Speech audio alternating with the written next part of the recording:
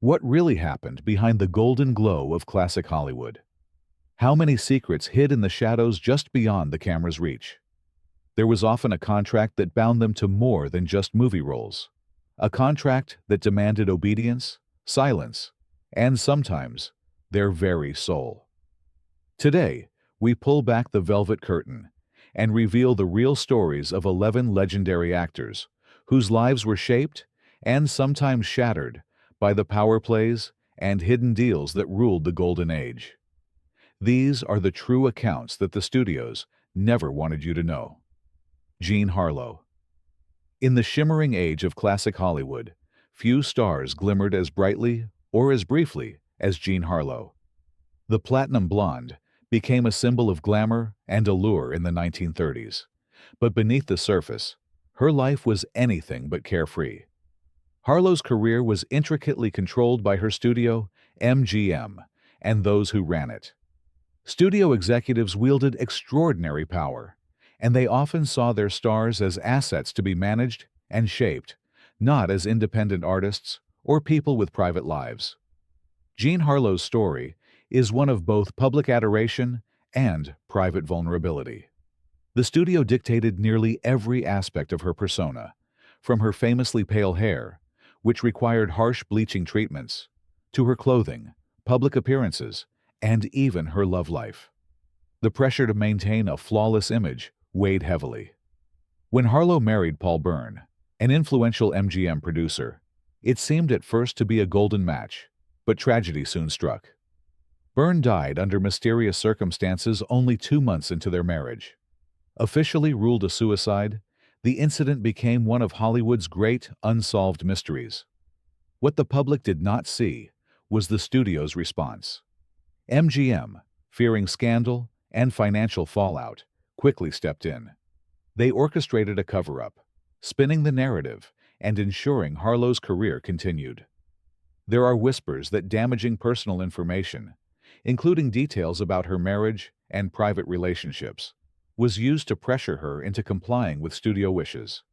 Those in power believed that anything which could tarnish Harlo's image would threaten the studio's investment, so they held all the cards. The looming threat of personal exposure kept stars like Harlo compliant, forcing them to follow scripts both on and off the screen. Her story did not end happily. After several more turbulent relationships and constant studio interference, Jean Harlo died at only 26, her health destroyed by untreated illness. She left behind a legacy of breathtaking performances and an all-too-brief glimpse at the real cost of stardom in an era when contracts could dictate not just a star's professional, but personal destiny. Rita Hworth. Rita Hworth's transformation from Margarita Cancino, a dancer with Spanish heritage, to the sultry love goddess of Hollywood is one of the most famous reinventions in cinema history. But behind this glamorous makeover was a studio system willing to reshape and control every detail of an actress's existence. Hworth's rise at Columbia Pictures, under studio chief Harry Cohn, involved more than just film roles. Cohn demanded total loyalty and expected stars to comply with his vision. Rita's appearance was dramatically altered. Her hairline was painfully raised through electrolysis to make her look less ethnic, and her name was changed to suit American tastes. But the studio's involvement didn't stop at her looks. They dictated whom she could see, what she could say, and how she should behave in public. The pressure went beyond image. Hworth's personal life was never truly her own. Rumors abounded that the studio orchestrated relationships and breakups to generate publicity or deflect attention from potentially damaging stories. In interviews later in life, Rita hinted that her status as a movie icon came at a price. There was an expectation, spoken or unspoken, that she be agreeable to powerful figures within the industry, on and off the set. At times, this meant attending parties, meeting with important studio heads, and entertaining influential guests. The line between public performance and private reality blurred until it barely existed.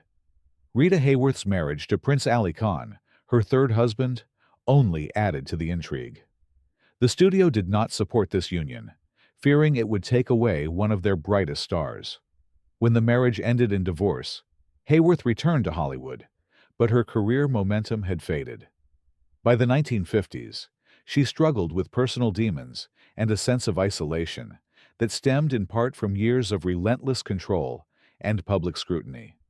In her later years, Hworth would reflect that the world fell in love with her screen persona, Gilda, but not with the real woman behind the facade. It is a painful reminder of how studio contracts in classic Hollywood often dictated every aspect of a star's life, leaving little room for personal happiness or autonomy. Joan Crawford. Joan Crawford's journey from poverty to Hollywood royalty is legendary, but the road was paved with hardship and manipulation. She was one of MGM's most bankable stars, yet even at the height of her fame, she was never fully in control of her own destiny. Crawford, born Lucille Fay LeSueur, signed her first studio contract in the 1920s, entering a world where every detail of her life could be scrutinized and managed. Studios demanded perfection, physical, behavioral, and moral.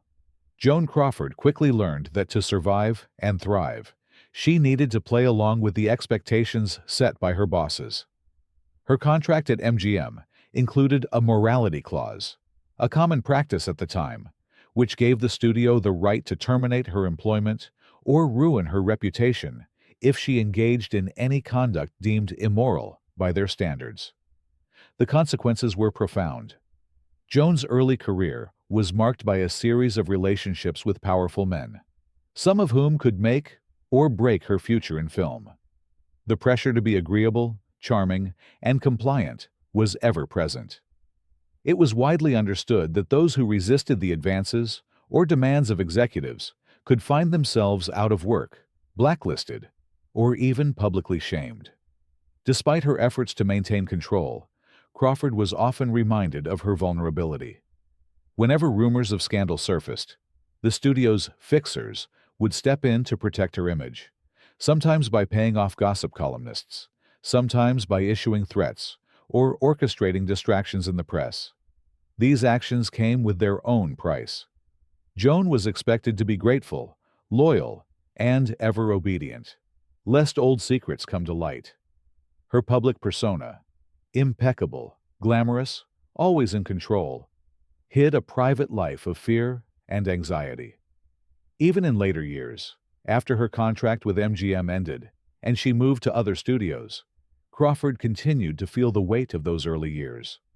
She later spoke about the loneliness and pressure that came with fame, especially for women who could never let their guard down.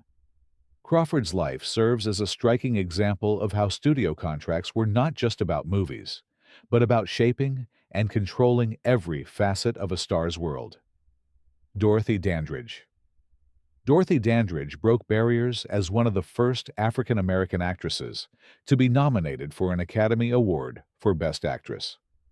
Her ascent to stardom, however, came with challenges that were even more daunting because of her race and gender. Navigating Hollywood as a black woman in the 1940s and 1950s meant dealing with overt discrimination and prejudice at every turn. Contracts for actors of color often included limitations that white actors never faced, such as typecasting, restricted roles, and limited opportunities for advancement. Dandridge faced these obstacles with grace and determination, but she could not escape the pressures exerted by those in power. Studio heads and producers often saw Dandridge's talent and beauty as assets to be exploited, not celebrated. Whispers of coercion and unwanted advances followed her throughout her career. She was sometimes told, directly or indirectly, that refusing to comply with powerful men's requests could mean the end of her career. At the same time, the studios were quick to remind her that any whiff of scandal, real or fabricated, could be devastating, both professionally and personally. Dorothy's personal relationships were also affected by the unrelenting scrutiny of the studio system. She was often discouraged from publicly dating or marrying men of her choosing, particularly those of different races, out of fear that such unions would damage her career or the studio's bottom line. Even after her historic Oscar nomination for Carmen Jones, Dandridge found herself boxed in by contractual limitations and denied roles that would have allowed her to fully express her artistry. Her story is ultimately a tragic one. The constant pressure, lack of support, and ongoing fear of exposure or public shaming wore her down. Dandridge's legacy is not just her groundbreaking achievements on screen, but also the courage she showed in the face of a system designed to control and exploit, rather than uplift. Her struggles are a reminder that for many in classic Hollywood, contracts and power dynamics could be as stifling as they were promising. Frances Farmer. Frances Farmer was a promising actress of the 1930s, known for her intelligence, talent, and independence. Unlike many of her contemporaries, she was not content to simply play by the rules set by studio executives. She pushed back, challenged authority, and refused to conform to the image crafted for her. This rebellious streak would ultimately lead to her downfall. Farmer's trouble began when she started to speak openly about the pressures and limitations of the studio system. She objected to the contracts that dictated not just her work, but her behavior, public appearances, and even her friendships. Farmer's insistence on personal freedom put her at odds with those who held the real power in Hollywood. When she resisted further, the response was swift and harsh. Rumors about her mental health began to circulate, and before long, she found herself institutionalized. Accounts from the time suggest that Farmer's mental health struggles were exaggerated or even fabricated to justify her removal from the public eye. Inside the institutions, she suffered greatly, reportedly subjected to harsh treatments and a complete loss of autonomy. The threat of public exposure or fabricated scandal was a powerful tool wielded by the studios to keep stars in line. For Frances Farmer, the cost of defiance was her career, her reputation, and years of her life. Even after her eventual release, Farmer found it nearly impossible to rebuild what she had lost. She spoke out in later years about the injustices she endured, but the stigma followed her until her death. Farmer's story is often told as a cautionary tale about the dangers of nonconformity in an industry built on control. Her life illustrates how contracts and studio power could be used not just to manage talent, but to silence dissent and destroy those who refuse to play along. The lesson of Frances Farmer remains relevant. In classic Hollywood, the price of independence could be devastatingly high. Lupe Veles. Lupe Veles, known as the Mexican Spitfire, was a vibrant and talented actress who brought energy and humor to every role she played. Yet behind her lively public persona was a woman navigating a treacherous path in an industry rife with control and manipulation. Veles arrived in Hollywood in the late 1920s and quickly rose to fame, captivating audiences with her comedic timing and magnetic presence.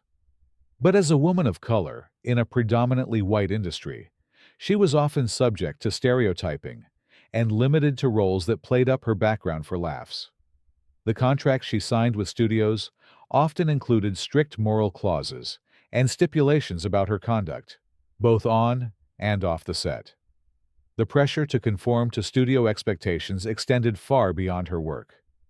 Veles's personal life was the subject of constant scrutiny. When rumors of relationships or personal choices surfaced, the studio would move quickly to manage the narrative, sometimes by making threats or offering payments to keep potentially damaging information out of the press. There were even whispers that sensitive details about her private affairs and decisions were used to keep her compliant, ensuring she remained a profitable asset to the studio.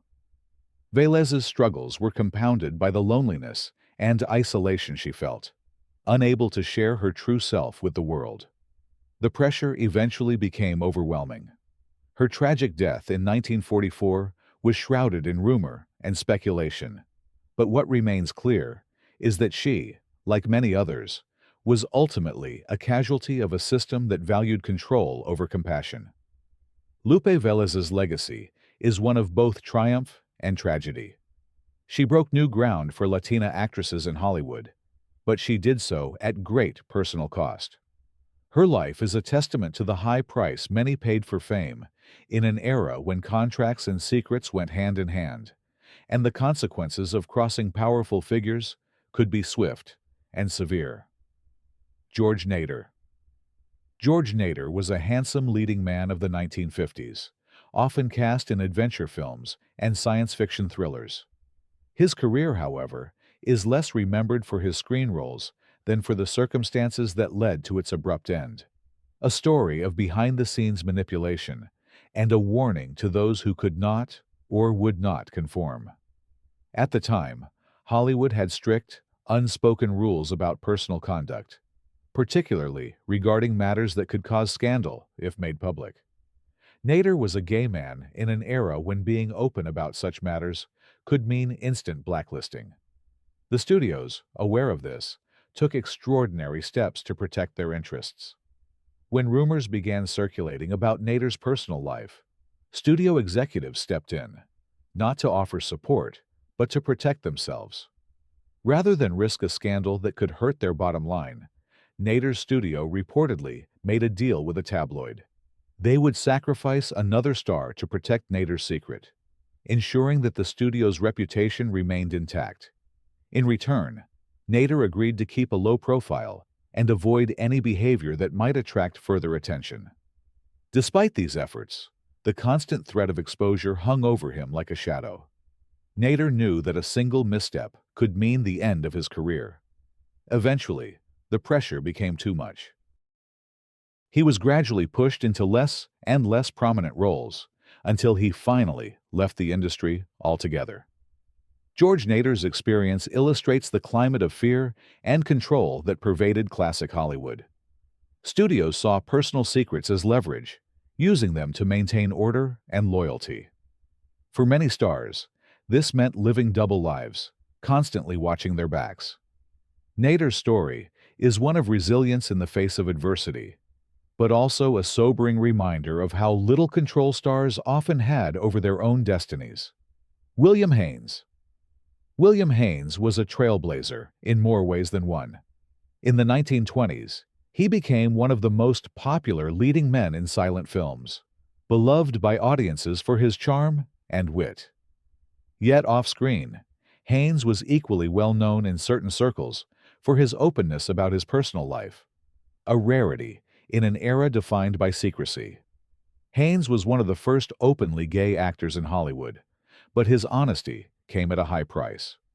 MGM studio chief Louis B. Mayer, one of the most powerful men in the business, gave Haynes an ultimatum: end his relationship and enter into a sham marriage, or lose his contract and career. Haynes refused to hide who he was or deny his relationship, choosing integrity over fame. The consequences were immediate.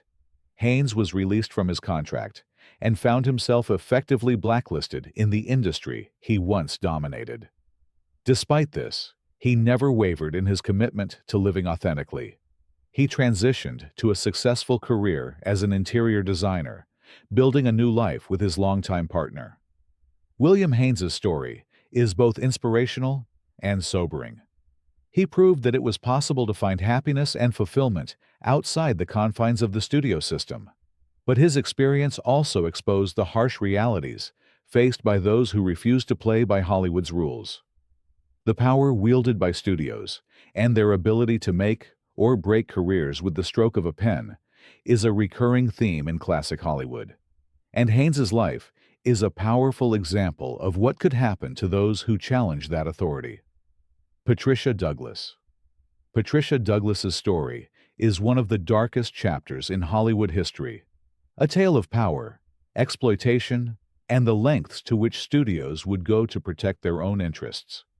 In 1937, Douglas, a young dancer, was lured to what she believed was a casting call at MGM. In reality, she found herself at a wild studio party, where she became the victim of a horrific assault by an MGM salesman. The aftermath was even more shocking. When Douglas bravely reported what had happened, MGM used its vast resources to orchestrate a cover-up. Studio fixers intimidated witnesses, manipulated evidence, and launched a campaign to destroy Douglas's reputation. Rather than seek justice for her, the studio sought to silence her, fearing that a public scandal would harm its business. Legal proceedings were sabotaged at every turn. Douglas was painted as unreliable and unstable, her character attacked in the press. The studio's power was such that the truth could be buried, and those who tried to fight back were left isolated and broken. Patricia Douglas's case remained hidden for decades, a stark reminder of how vulnerable individuals were to the will of powerful institutions. In recent years, thanks to investigative journalists and the efforts of her supporters, Douglas's story has come to light, serving as a sobering example of the dangers faced by those who crossed powerful figures in classic Hollywood. Her courage in speaking out, even when the odds were stacked against her, stands as a testament to the human spirit. But her experience also underscores the darker side of an industry that often valued image and profit over justice and compassion. Shirley Temple. Shirley Temple was America's sweetheart, a child star whose smile and curls charmed Depression-era audiences and brought hope in difficult times. But behind the scenes, Temple's innocence was a valuable commodity, one that studios went to great lengths to protect and exploit. Temple's contracts were among the strictest in Hollywood, with every aspect of her life carefully controlled by studio executives and her own family. Her schedule was grueling, packed with filming, appearances, and endless publicity events. There were even rules about how she should speak, dress, and behave, both on set and in public. The goal was to maintain the image of the perfect child, no matter the cost to the real person. As Temple grew older, the pressures increased. She later recounted, in her autobiography, disturbing incidents involving powerful figures in Hollywood who sought to take advantage of her fame and vulnerability. While she managed to escape the worst of these encounters, the experiences left a lasting impression. Throughout her career, Temple was reminded time and again that her continued success depended on her ability to live up to the expectations set for her. Any misstep could mean a public scandal, loss of roles, or even the end of her career. The stakes were high, and the threat of exposure or public shaming was a constant presence. Despite these challenges, Shirley Temple transitioned into a new life as a diplomat and public servant, using her fame to make a positive impact in the world. But her story remains a powerful example of how the quest to protect an image can lead to the loss of innocence and autonomy, even for the youngest stars. Charles Lton. Charles Lton was a powerhouse of talent, known for his unforgettable performances in films like The Hunchback of Notre Dame and Mutiny on the Bounty. Yet his life off-screen was marked by a different kind of drama, one shaped by the demands of the studio system and the realities of life in the spotlight. Lofton's personal life was the subject of much speculation in Hollywood, with rumors circulating about his relationships and private affairs. In an era when deviation from the norm could mean professional ruin, studios were quick to exploit such secrets as a means of maintaining control. Lton, like many others, found himself living a double life, careful to avoid any behavior that might attract the wrong kind of attention. The studios, for their part, were adept at using personal information as leverage. If an actor became too difficult, asked for more money, or threatened to walk away from a contract, there was always the implicit threat that private matters could be made public. For someone like Lton, this meant living under constant pressure, never knowing when or if secrets might be used against him. Despite these challenges, Lton managed to carve out a remarkable career, winning acclaim for his work on both stage and screen. Yet his life is a poignant reminder of the sacrifices required to survive in classic Hollywood. For every moment of triumph, there was an undercurrent of fear and uncertainty, fueled by a system that prioritized control above all else. Charles Lawton's legacy is that of a masterful actor who navigated the treacherous waters of Hollywood with skill and determination. But his story also serves as a cautionary tale about the dangers of unchecked power and the toll it can take on those who live under its shadow. Behind every Hollywood legend, there's a story the studios tried to hide. If you found these stories as compelling and as haunting as we did, make sure to hit that like button, share this video with your fellow film fans, and subscribe for more deep dives into the untold history of the silver screen. Classic Hollywood was never as simple as it seemed, and there's always another secret waiting to be uncovered. Thanks for watching.